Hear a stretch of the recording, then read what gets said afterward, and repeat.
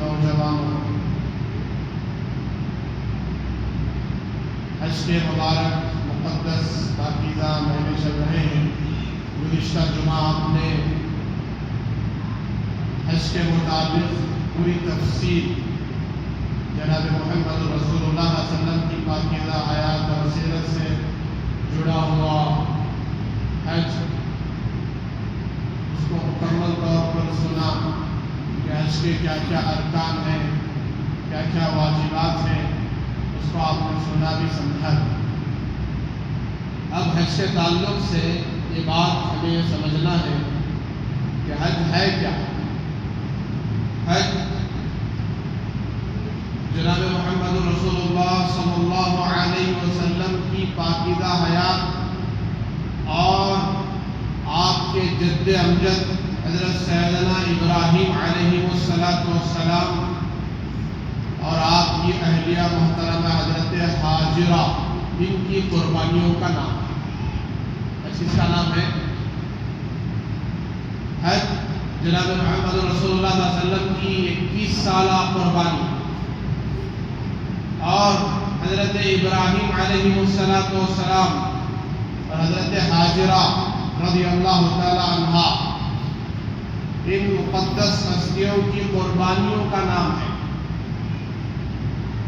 اور حضرت ابراہیم علیہ السلام کون ہیں؟ سیرت میں آتا ہے کہ حضرت ابراہیم علیہ السلام کو جد الانبیاء کہا جاتا ہے۔ جد الانبیاء کی معنی کیا ہے؟ یہ نبیوں کے دادا ہیں۔ جد کے معنی دادا۔ ان کی نسل میں ہزاروں نبی پیدا ہوئے۔ روایتیں الگ الگ ہیں۔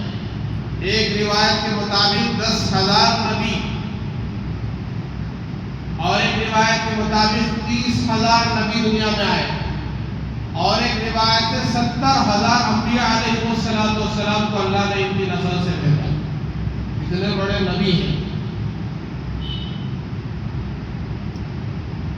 ان کا بچپنا کیسے گزرا، ان کی جوانی کیسے گزری اور ان کی وفات تک کے واقعات ہم ہر سال سنتے ہیں، کیونکہ اسی ماہ مقدس میں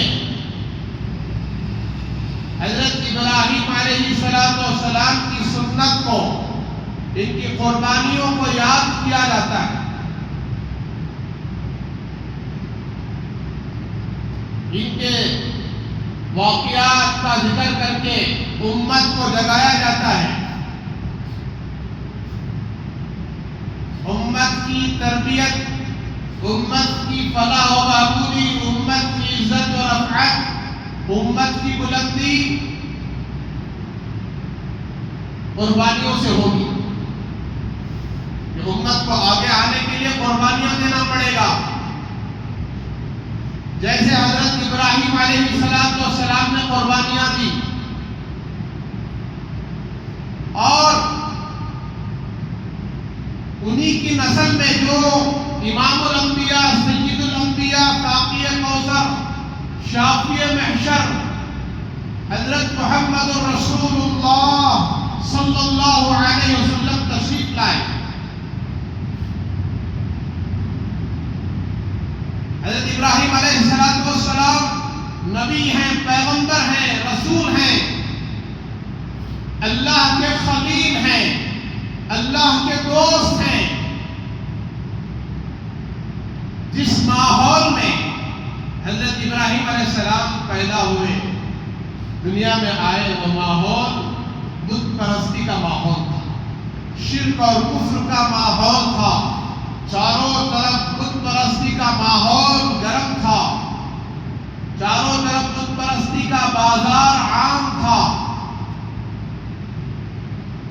جس قوم کے درمیان یہ تشریف لائے حضرت ابراہیم علیہ السلام، ایک تو وہ بتوں کو پوجا کرتے تھے، پتھروں کو تراش کر، مورتیاں بنا کر ان کو معبود کہتے تھے، اس کی عبادت کرتے تھے۔ ساتھ میں قوم جیسے بت پرست تھی، پتھروں کی پوجا کرتی تھی، ایسے ہی سورج اور چاند کی بھی عبادت کرتی تھی، ستاروں کی عبادت، چاند کی عبادت، سورج کی عبادت. ظاہر سی بات ہے یہ سب اللہ کی مخلوق ہے. چاند، ستارے، سورج، آگ، ہوا، پانی، مٹی، یہ سب اللہ کی مخلوق ہے. لیکن آپ ایک طرف اس کائنات میں نظر دوڑائیں گے، ایسے لوگ بھی آپ کو ملیں گے، ایسے لوگ بھی آپ کو نظر آئیں گے جو ان مخلوقات میں سے کسی مخلوق کو خدا بنا کر پوج رہے ہیں. سورج کی پوجا، چاند کی پوجا، پتھروں کی پوجا، پیڑ پودوں کی پوجا، آگ کی پوجا کر رہے نہیں کر رہے ہو؟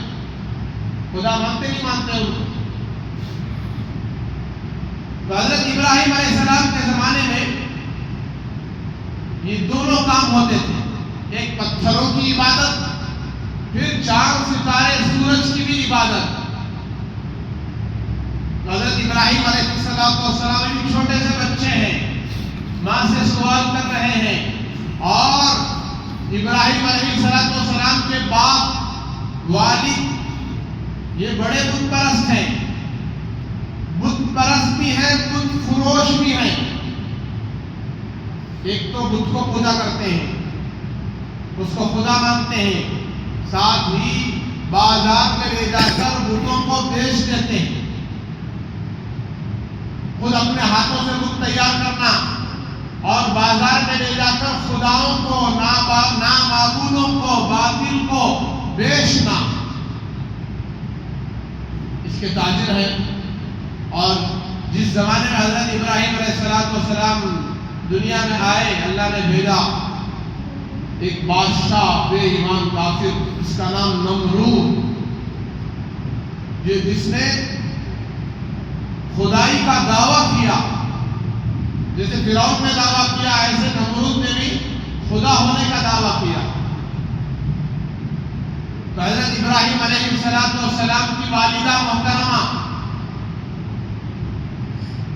انہوں نے ان سے پوچھا، امی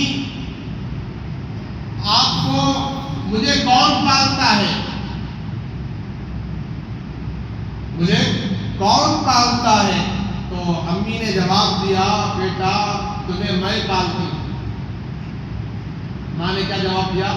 بیٹا تمہیں میں پالتی ہوں. تو پھر آگے ابراہیم علیہ السلام خاموش نہیں رہے بلکہ اور سوال کیا، امی تمہیں کون پالتا ہے؟ تو امی نے جواب دیا، بیٹا مجھے تمہارے ابا پالتے ہیں. کون پالتے ہیں؟ آزر، بت پرست. تو ابراہیم علیہ السلام بھی چھوٹے بچے ہیں، سوال کر رہے ہیں. لکھا ہے کتابوں میں حضرت ابراہیم علیہ السلام کی عمر جب 2 سال کی تھی تو 6 سال کی عقل تھی. جب 6 سال کے ہوئے تو 12 سال کی عقل تھی. یہ نبیوں کو اللہ تعالیٰ نوازتے ہیں، صفات دیتے ہیں. جب 12 سال کے ہوئے تو 20 سال کی عقل تھی. جس وقت ان کو آگ میں ڈالا گیا، وہ واقعہ مشہور ہے، ان کی عمر صرف 16 سال کی تھی.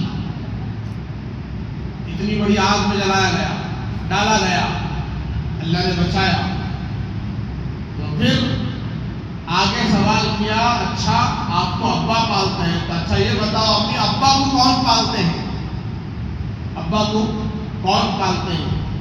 تو پھر جواب دیا کہ ابا کو نمرود پالتا ہے.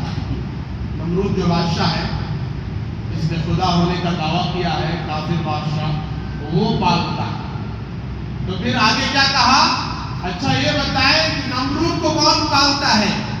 امی نے منہ پر ہاتھ رکھ دیا، منہ بند کر دیا. یہ جملہ اگر نمرود سن لے تو ہماری خیر نہیں، ہمیں سزائے موت دے دے گا. تو پھر حضرت ابراہیم علیہ السلام چلے گئے.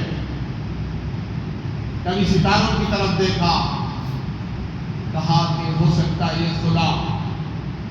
پھر چاند کی طرف دیکھا، ہو سکتا ہے یہ خدا.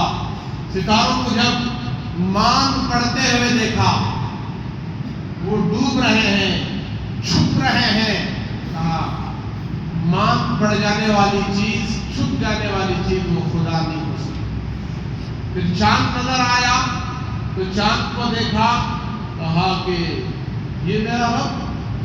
پھر وہ چاند بھی اپنی رونق کھو دیا، وہ بھی ڈوب گیا اور وہ بھی جو ہے چھپ گیا، تو کہا کہ یہ بھی میرا خدا نہیں ہو سکتی۔ چھپ جانے والی چیز، مانگ پڑ جانے والی چیز، اس کی روشنی ختم ہونے لگی۔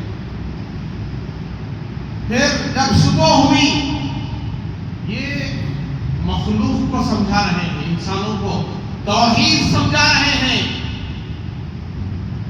یہ خدا نہیں مان رہے ہیں چاند کو، ستاروں کو۔ جب صبح ہوئی، سورج نکلا، تو پھر کہا یہ خدا ہے، یہ کیا ہے؟ یہ خدا ہے، یہ بہت بڑا ہے، یہ خدا ہے۔ لوگوں کو سمجھا رہے۔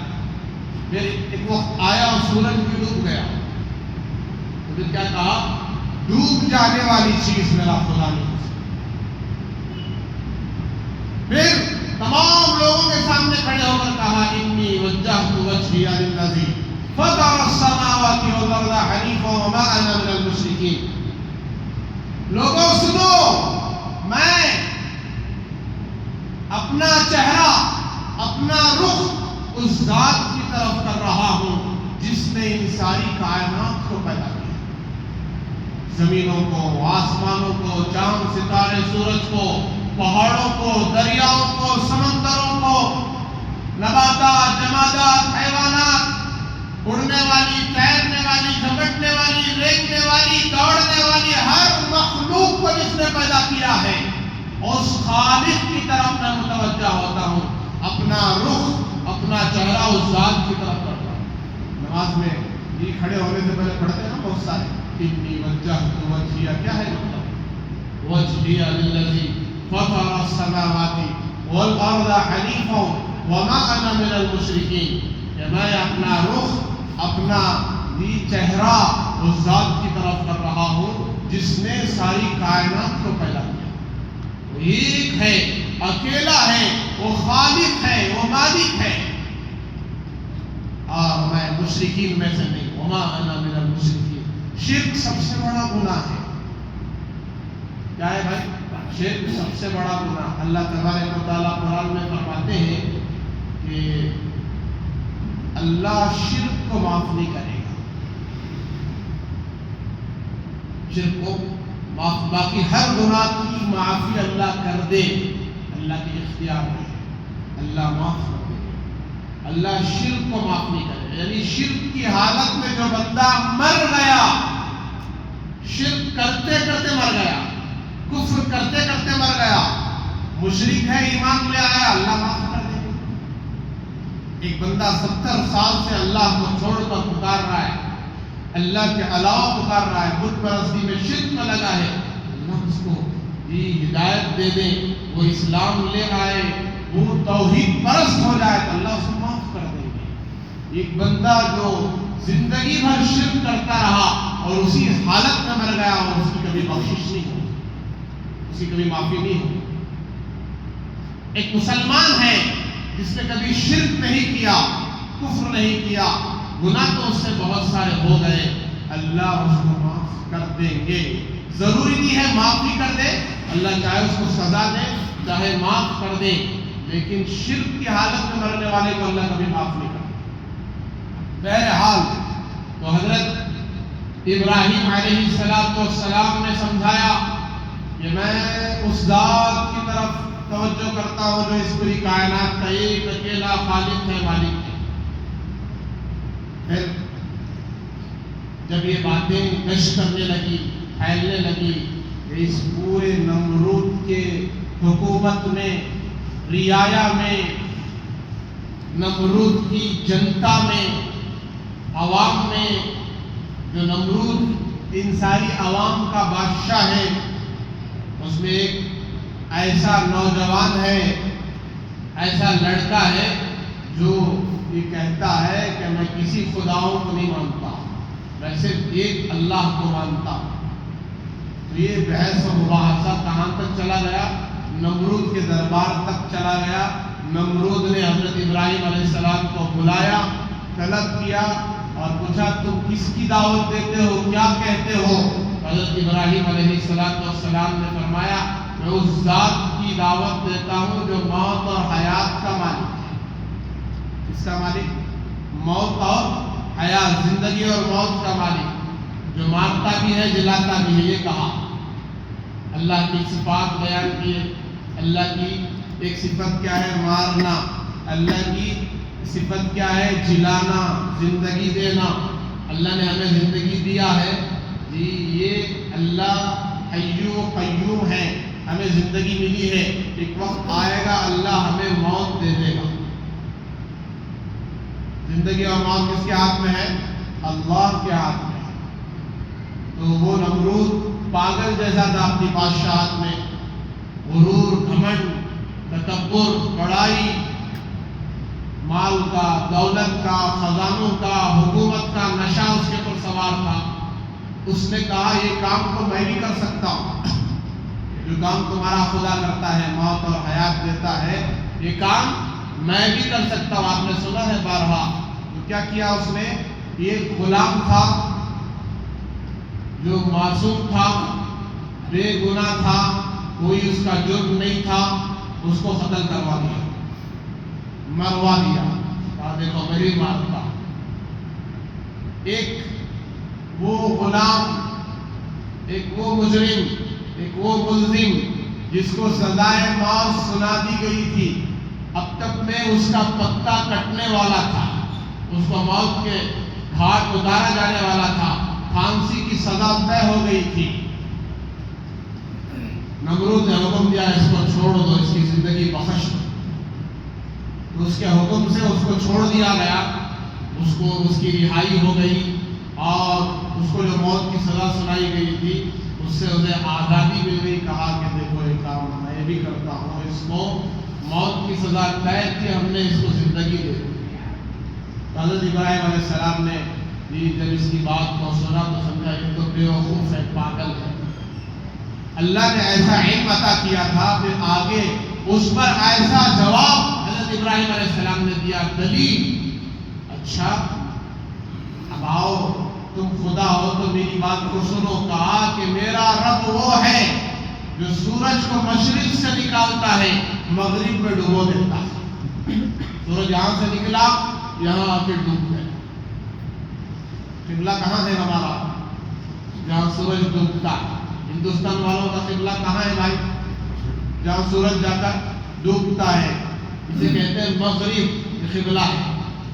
اور یہاں سے سورج نکلتا ہے، اس کو مشرق کہتے ہیں۔ تو حضرت ابراہیم علیہ السلام نے جب یہ بات کہی کہ میرا رب وہ ہے جو سورج کو کہاں سے نکالتا ہے؟ مشرق سے نکالتا ہے، مغرب میں ڈبو دیتا ہے۔ اگر تو بھی خدا ہے تو سورج کو مغرب سے نکال کے مشرق میں ڈبو دے۔ فَبُهِتَ الَّذِي كَفَرَ، قرآن کہتا ہے جب اس بات کو نمرود نے سنا تو ہکا بکا رہ گیا، کوئی جواب نہیں تھا، کفر کی باتیں کرنے لگا اور حضرت ابراہیم علیہ السلام کے ساتھ دشمنی کرنے لگا۔ چنانچہ حضرت ابراہیم علیہ السلام کے بارے میں اسی قرآن کی آیتوں کے نیچے دو ہستیوں کا واقعہ لکھا ہے، ایک حضرت ابراہیم علیہ السلام کا اور ایک حضرت عزیر علیہ السلام کا واقعہ لکھا ہے۔ تیسرے پارے حضرت عزیر علیہ السلام بہت بڑے نبی پیغمبر، جن کے اوپر تورات اتری تھی اور ان کو وہ تورات یاد تھی۔ حضرت عزیر علیہ السلام حضرت موسیٰ علیہ السلام کے بعد کے نبی ہیں۔ حضرت موسیٰ علیہ السلام پر تورات اتری، پھر اس کے بعد حضرت عزیر علیہ السلام اس کے حافظ بنے۔ بہرحال تو حضرت عزیر علیہ السلام ایک بستی سے گزر رہے تھے، جا رہے تھے، یہ بستی تباہ ہو کر ختم ہو چکی ہے، وہاں کی آبادی ختم ہو چکی ہے، انسان مر چکے ہیں، عذاب آیا تھا اللہ کا، اور سب ختم ہو گئے، ہلاک ہو گئے، سب مر کر گل کر سڑ کر مٹی ہڈیاں بن گئے۔ تو اللہ تبارک و تعالیٰ کے دربار میں کھڑے ہوئے، پوچھا یا اللہ ان کو تو قیامت کے دن کیسا زندہ کرے گا؟ سب آپس میں مل چکے ہیں، ان کی ہڈیاں ریزہ ریزہ ہو گئی ہیں، یہ مٹی ہو گئے ہیں، یہ فنا ہو چکے ہیں، تو کیسا زندہ کرے گا؟ حضرت عزیر علیہ السلام گدھے پر سوار تھے۔ اس وقت کی سواری گدھے کی سواری تھی، اور گدھے پر بیٹھنا کوئی عیب کی بات نہیں ہے۔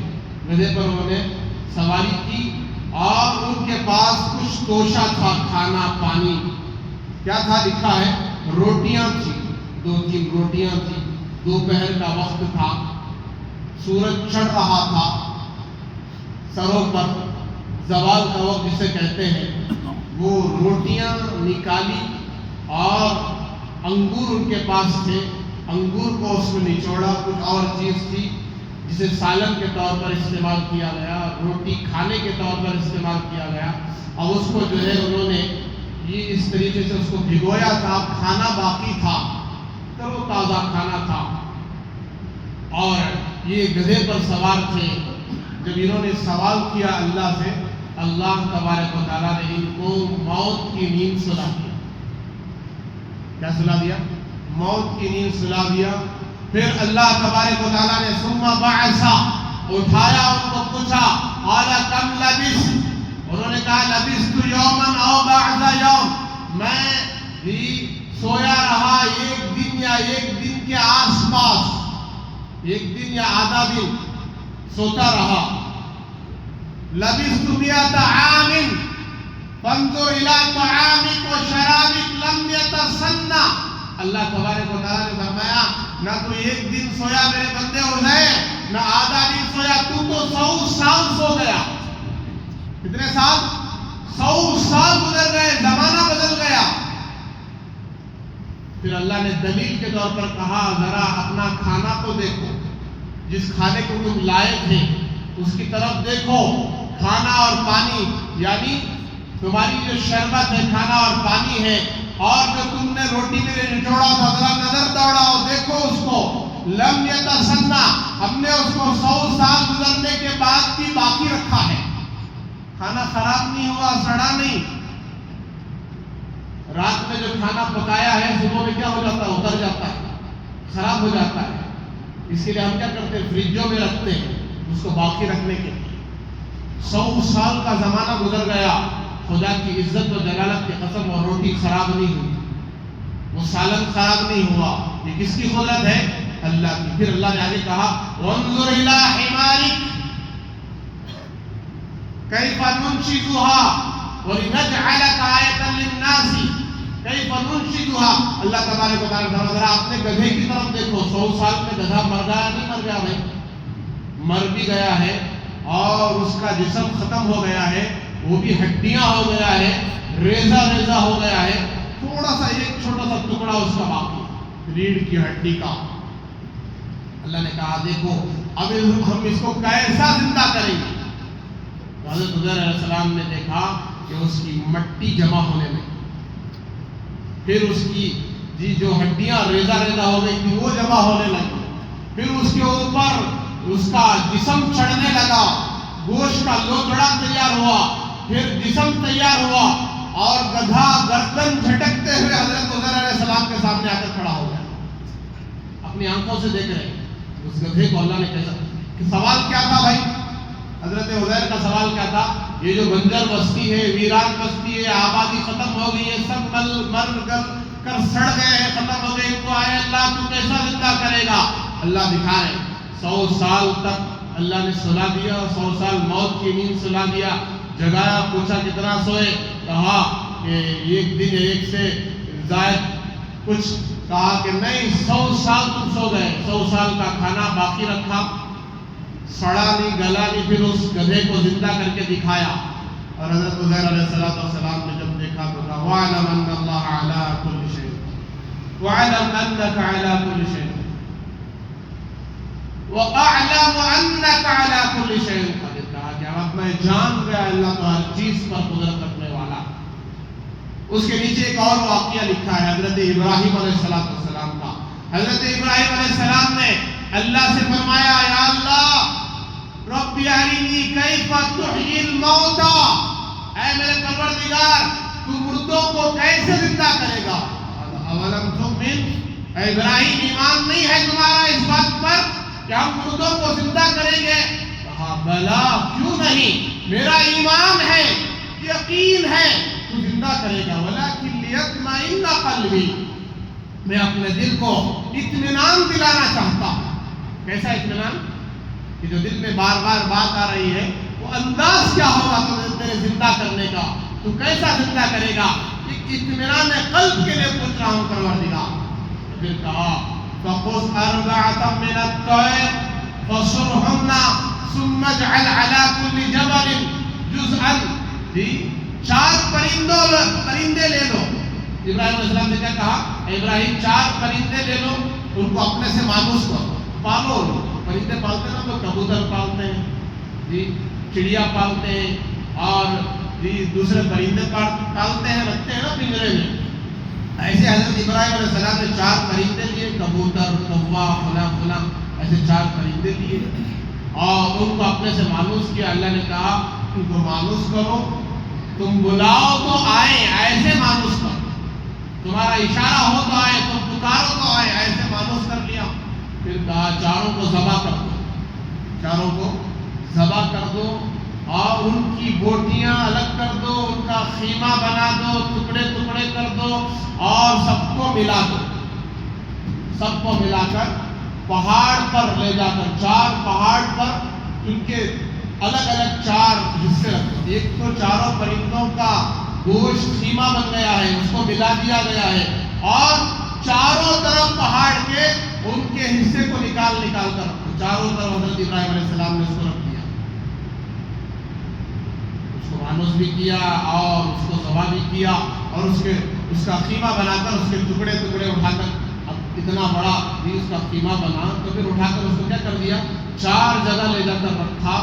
پھر اب اللہ نے حکم دیا اے ابراہیم انہی ناموں سے پکارو جن ناموں سے تم پکارا کرتے تھے۔ حضرت ابراہیم علیہ السلام نے پکارا، اللہ اکبر کبیرہ، وہ خیمے حرکت میں آ گئے، جو خیمہ بنا تھا اس میں جنبش آ گئی، حرکت میں آ گئی، اور اس کے اندر جو حضرت ابراہیم علیہ السلام نے جو ذبح کیا تھا، اس کی گردن منڈی جو الگ تھی، پڑی ہوئی تھی، گوشت کو ایک کیا تھا، وہ گوشت جا کر اس گردن سے جڑ گیا جس کا وہ گوشت تھا۔ پھر 4 پرندے برابر حرکت میں آ گئے اور زندہ ہو کر حضرت ابراہیم علیہ السلام کے سامنے آ کر کھڑے ہو گئے۔ حضرت ابراہیم علیہ السلام نے نظارہ دیکھا اللہ کی قدرت کا۔ میرے بزرگوں، ان 2 واقعات سے اللہ کی قدرت سمجھ میں آ رہی ہے، اور دوسری بات، اللہ اس بات پر قادر ہے کہ جیسے آخرت میں مرنے کے بعد انسانوں کو زندہ کریں گے، ایسے ابھی بھی زندہ کریں گے۔ اللہ کا ایک حکم کافی ہے۔ اب جو حالات ہمارے اوپر آئے ہیں، مصیبتیں آئی ہیں، کیا اللہ ان حالات کو دور کرنے پر قادر نہیں ہے؟ بولو بھائی، قادر ہے نا؟ جیسے ان 4 پرندوں کا گوشت خیمہ بن گیا، اس کو زندہ کرنے پر اللہ قادر ہے، اور اس 100 سال کے مرے ہوئے گدھے کو 1 سیکنڈ میں زندہ کرنے پر قادر ہے۔ 100 سال کا کھانا اللہ تعالیٰ اس کو تر و تازہ باقی رکھنے پر قادر ہے۔ ایسے ایمان والوں پر، مسلمانوں پر جو حالات آئے، ان حالات کو دور کرنے پر قادر ہے نہیں ہے؟ اگر اللہ قادر ہے تو پھر کیسے قادر ہے؟ اللہ کی قدرت، اگر مسلمان سدھر جائیں، حالات کو بدلنا ہے تو مسلمان اپنے اعمال کو بدلے، اپنی زندگی کو بدلے۔ اللہ نے 14 صدی پہلے، کتنے صدی پہلے؟ 14 صدی پہلے جو عزتیں، بلندیاں، رفعتیں، مقامات، مرتبہ جو مسلمانوں کو دیا تھا، اللہ اکبر، کیسی بلندیاں حضرت صحابہ کرام رضوان اللہ تعالی علیہ اجمعین کو اللہ نے دیا۔ حضرت ابو بکر صدیق رضی اللہ تعالیٰ عنہ بادشاہ وقت، خلیفہ وقت، امیر المومنین، حضرت عمر فاروق امیر المومنین، حضرت عثمان ابن عفان امیر المومنین، حضرت علی ابن ابی طالب امیر المومنین بادشاہ ہیں، اور مسلمانوں کو اللہ نے خلافت دی۔ اللہ نے ساری دنیا میں مسلمانوں کی بادشاہت قائم کر دی۔ اللہ وعدہ کرتے ان الذین آمنوا وعملوا الصالحات ليستخلفنهم في الأرض كما استخلف الذين من قبلهم وليمكنن لهم دينهم الذي ارتضى. اللہ تبارک و تعالیٰ وعدہ کرتے ہیں سورہ نور میں، جو ایمان لائے اعمال صالحہ کرے، اللہ ضرور ان کو روئے زمین کی خلافت دیں، بادشاہت دیں گے، حکومت دیں گے. یہ دنیا کی حکومت اللہ مسلمانوں کے قدموں میں ڈال دیں گے. شرط کیا ہے؟ ایمان مضبوط ہو، عمل صحیح ہو. شرط کیا ہے؟ ایمان مضبوط ہو، عمل صحیح ہو. ایمان بھی ہو، اعمال بھی ہو. کیا ملے گی؟ خلافت. لَيَسْتَخْلِفَنَّهُمْ فِي الْأَرْضِ كَمَا اسْتَخْلَفَ الَّذِينَ مِنْ قَبْلِهِمْ وَلَيُمَكِّنَنَّ لَهُمْ دِينَهُمُ الَّذِي ارْتَضَىٰ. اللہ تبارک و تعالیٰ بادشاہت بھی دیں گے دنیا کی، اور زمین پر جماؤ دیں گے. اللہ ملک بھی دیں گے، مال بھی دیں گے، حکومت بھی دیں گے، قبضہ بھی دیں گے، کنٹرول بھی دیں گے، طاقت بھی بلند کریں گے. شرط کیا ہے؟ ایمان اور اعمال.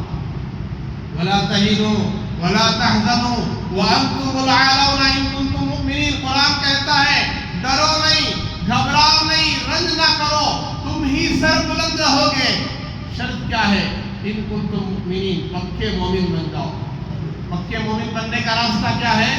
شرک کرنا چھوڑ دو، کفر کی باتیں کرنا چھوڑ دو، بھروسہ اللہ پر. جیسے حضرت ابراہیم علیہ السلام کا بھروسہ یقین اللہ پر، جیسے صحابہ کا یقین اللہ پر، جیسے اولیاء اللہ کا یقین کس پر؟ اللہ پر. بھروسہ اللہ پر، ڈر اور خوف اللہ کا. اور عمل کیسا؟ پاکیزہ عمل، اللہ کی شریعت کے پابند، اللہ کے حکموں کے پابند. اگر ہم بھی ہو جائیں گے، ہم جیسے جمعہ کے مسلمان ہیں، ہم فجر کے بھی مسلمان ہو جائیں گے، ظہر اور عصر کے بھی مسلمان ہو جائیں گے، مغرب اور عشاء کے بھی مسلمان ہو جائیں گے. جیسے ہم مسلمان مسجد کے اندر ہیں، مسجد کے باہر بھی ہو جائیں گے. بازار میں بھی ہم مسلمان ہو جائیں گے. بازار میں ناپ تول میں کمی، ڈنڈی مارنا، جھوٹ بولنا، رشوت لینا، دھوکہ دینا، سود کھانا، غبن، غلط کام، بد نظری، بے حیائی، زنا، شراب، جوا، ان سارے گناہوں سے اپنے آپ کو بچائیں گے. کسی نہ کسی گناہ میں آج ہم مبتلا ہیں. کوئی شراب میں ہے تو کوئی جوے میں ہے، کوئی نشے میں ہے، کوئی جو ہے نماز چھوڑ رہا ہے، کوئی بے نمازی ہے، کوئی نافرمانیاں ہیں، بڑے بڑے گناہ. کوئی سودی کاروبار میں لگا ہوا ہے، کوئی سود سے نہیں بچ رہا ہے. مثال کے طور پر 10 لاکھ روپے سیونگ اکاؤنٹ، 20 لاکھ روپے، 50 لاکھ روپے رکھے، اس کے کچھ انٹرسٹ آتے ہیں پیسے، اور وہ پیسے کیا کرنا ہے؟ علماء سے پوچھ رہے ہو، اس کو ہی ملا کے کھا لے رہے ہیں، استعمال کر رہے ہیں اپنی ذات کا. وہ انٹرسٹ ہے، وہ حرام ہے. 1 روپیہ بھی اگر پیٹ میں حرام لقمہ گیا، سود کا پیسہ اندر چلا گیا، 40 دن تک دعا قبول نہیں ہوتی. سود ہے، حرام ہے. پیسوں سے پیسے کمانا حرام، پیسوں سے تجارت کر کے، بزنس کر کے کمائے یہ حلال ہے. پیسے ادھار میں رکھ کر پیسے جو ہے پیسوں سے پیسے ایکسٹرا آ رہے ہیں، یہ حرام ہے. اس کو سود کہتے ہیں، ناجائز ہے. کتنے مسلمان بچ رہے ہیں؟ ایسے میرے بزرگوں، برائیوں سے، گناہوں سے، نافرمانیوں سے نیک اعمال کی توفیق ختم ہو جاتی ہے. جب نیک اعمال بندہ کرے گا تو برائیاں ختم ہوگی. جب برائیوں میں مبتلا ہوگا، گناہوں میں مبتلا ہوگا، اللہ حفاظت کرے. غفلت کی زندگی. آج ہر گھر بے نمازی ہے. شوہر نمازی ہے تو بیوی بے نمازی، بیوی نمازی ہے تو شوہر بے نمازی. کسی گھر میں بچے بھی، بڑے بھی، چھوٹے بھی، عورتیں بھی، مرد بھی، سب بے نمازی. بازار آباد. لہذا میرے بزرگوں، اللہ ہر وقت قادر ہے، ہمیشہ قادر ہے، قدرت والا ہے. اللہ حالات کو سیکنڈوں میں بدل سکتا ہے. حالات ٹھیک نہیں، حالات ٹھیک نہیں کہتے لوگ. حال کسے کہتے ہیں؟ جو چل رہا ہے. 2 سیکنڈ گزر جائے تو وہ حال نہیں ہے، وہ ماضی ہے، پاسٹ ہے. یہ پریزنٹ ہے اور آئندہ فیوچر آ رہا ہے. ہمارا فیوچر اچھا ہو جائے، ہمارا مستقبل سدھر جائے، اس کے لیے ہم سب اللہ کی طرف آئیں، اللہ سے رجوع کریں، اللہ سے تعلق جوڑیں، اللہ سے توبہ کریں. ایک ایک گناہ کو یاد کرنا، توبہ کرنا، اللہ سے معافی مانگنا. اللہ میرے اندر یہ حرام ہے، میرے اندر یہ حرام ہے، میرے اندر یہ حرام کاری ہے. خود اپنی زندگی کو ہم خود جانتے ہیں. جی میں آپ کی زندگی کو نہیں جانتا، میں میری زندگی کو جانتا ہوں. میں کسی پر انگلی نہیں اٹھا رہا ہوں، میں اپنی ذات کی طرف دیکھ رہا ہوں. میرے اندر کیا کیا کمیاں ہیں، میرے اندر کیا کیا حرام آ گیا ہے، کیا کیا ناجائز کام ہے. میں کتنا اللہ کو یاد کرتا ہوں، میرے اندر کتنی نماز کی پابندی ہے، فجر کی نماز کا کیا حال ہے، ظہر عصر مغرب عشاء کا کیا حال ہے میرے بزرگوں. یہ دیکھنے کی چیز ہے. پھر آئندہ جو ہے یہ واقعات چلتے رہیں گے، اور حضرت ابراہیم علیہ السلام کی جو قربانیاں ہیں اور جو بقرعید آ رہی ہے اس کے تعلق سے جو احکامات ہیں انشاءاللہ آئندہ جمعہ عرض کیا جائے گا. اور بھی واقعات ہیں، اس سے ہمیں عبرت جو حاصل کرنا ہے، اپنے سبق جو سیکھنا ہے، زندگی کو بدلنا ہے. یہ اصل ہے کہ ہمیں اس سے کیا فائدہ ہو رہا ہے، بیان سننے کا کیا فائدہ ہے، میری زندگی میں کتنی تبدیلی آئی. اور جو ہے اہتمام کریں وقت پر آنے کا، اور جمعہ کی نماز پابندی سے ماشاءاللہ پڑھ رہے ہیں، ایسے عصر بھی، مغرب بھی، عشاء بھی، پانچوں نمازوں کا اہتمام کر لیں. اللہ تبارک و تعالیٰ جو حالات ہم پر آئے ہیں وہ حالات کو دور کریں. اور ایمانداری، امانت داری، سچائی، پاکیزہ زندگی، اس کے لیے جو ہے اللہ والوں کی صحبت میں رہے، دین کی مجلسوں میں آئیں، بیٹھیں، دین کو علماء سے سیکھیں. یوٹیوب والوں سے، فیس بک والوں سے نہیں، دین کو علماء سے سیکھیں. علماء کی صحبت میں رہ کر مسائل کو سیکھیں. اپنی تجارتوں کو حلال کریں. ماشاءاللہ تجارتیں حلال ہوں گی، اس میں کوئی شک نہیں ہے. کہیں بھی شک والا مال نہ مل جائے جس سے آدمی حرام میں پڑ جائے. ہر مسئلے کو معلوم کر کے سیکھیں. اس کے ذریعے سے انشاءاللہ ہمارا دین درست ہوگا. اور دنیا کے حالات پر نظر دوڑائیں، کیا کیا حالات آج مسلمانوں پر آئے ہیں. اس کے لیے خوب دعائیں کریں، استغفار کریں، اور اپنے گھرانے کو سدھارنے کی فکر کریں. اپنی بیوی کو اللہ کے احکامات کا پابند، اپنے بچوں کو احکامات کا پابند، اور پھر ان کو قرآن سیکھنے کی تعلیم، پھر مدرسے کو بھیجیں، مکتب کو بھیجیں. اپنی زندگی میں جو کمی کوتاہی آئی ہے اس سے توبہ کریں. زندگی کا کوئی بھروسہ نہیں. ہفتے کیسے گزرے، وقت بھی زیادہ ہو رہا ہے. دیکھو جمعہ اب آیا ہے، اب کیسے پھر دوڑ کر جمعہ آئے، پھر کیسے جمعہ آئے گا. مہینے مہینے گزر رہے ہیں، سال ہر سال گزر رہے ہیں، ہماری زندگی میں تبدیلی نہیں آ رہی، ہم سچی توبہ نہیں کر رہے ہیں. تو پھر زندگی مل کر جو ہے کوئی فائدہ نہیں ہے، مقصد حاصل نہیں ہو رہا ہے. اللہ نے ہمیں آخرت کے بنانے کے لیے دنیا میں بھیجا ہے. ہم 50-60 سال کی زندگی لے کر دنیا میں آئے ہیں، کروڑوں سال کی آخرت آ رہی ہے. اس کی تیاری مجھے اور آپ کو کرنا ہے. اس کے لیے ہم سب کو اعمال کی پابندی کرنا، ہر حال میں اپنے آپ کو گناہوں سے، نافرمانیوں سے بچانا. آخر میں گزارش ہے، دعا کرنا اللہ تبارک و تعالیٰ ہم سب کو سنی ہوئی تمام باتوں پر عمل کی بھی توفیق عطا فرمائے، اخلاص و استخلاص استقامت نصیب فرمائے، اور پورے عالم کے مسلمانوں کے اللہ ہمیں دعا کرنے کی اور ان کے لیے جو ہے اصلاح کا سبب بننے کی توفیق عطا فرمائے. آج کا جو تعاون ہے زیادہ سے زیادہ ہماری عیدگاہ کے لیے آپ تعاون کرتے ہوئے جائیں. جیسے مہینے میں ایک مرتبہ اللہ تعالیٰ کمیٹی کے احباب کو جزائے خیر دے کہ کوئی اخراجات باہر سے نہیں ہیں، پھر بھی مہینے میں ایک جمعہ جو ہے جو چندہ ہوتا ہے، جو تعاون آپ کرتے ہیں، اس کو جو ہے عیدگاہ کے لیے تعاون کر دیتے ہیں، وہاں پہنچا دیتے ہیں. لہذا آپ سے گزارش درخواست سے جاتے ہوئے زیادہ سے زیادہ عیدگاہ کے لیے جو کام چل رہا ہے، بہت سارا کام باقی ہے، کروڑوں کا خرچ ہے. لہذا آپ جاتے ہوئے دل کھول کر عیدگاہ کے لیے تعاون کرتے ہوئے اللہ تعالیٰ آپ کے دینے کو قبول فرمائے. آپ کی تجارتوں میں، کمائیوں میں اللہ خوب برکت عطا فرمائے. دنیا اور آخرت میں اس کا بہترین بدلہ عطا فرمائے.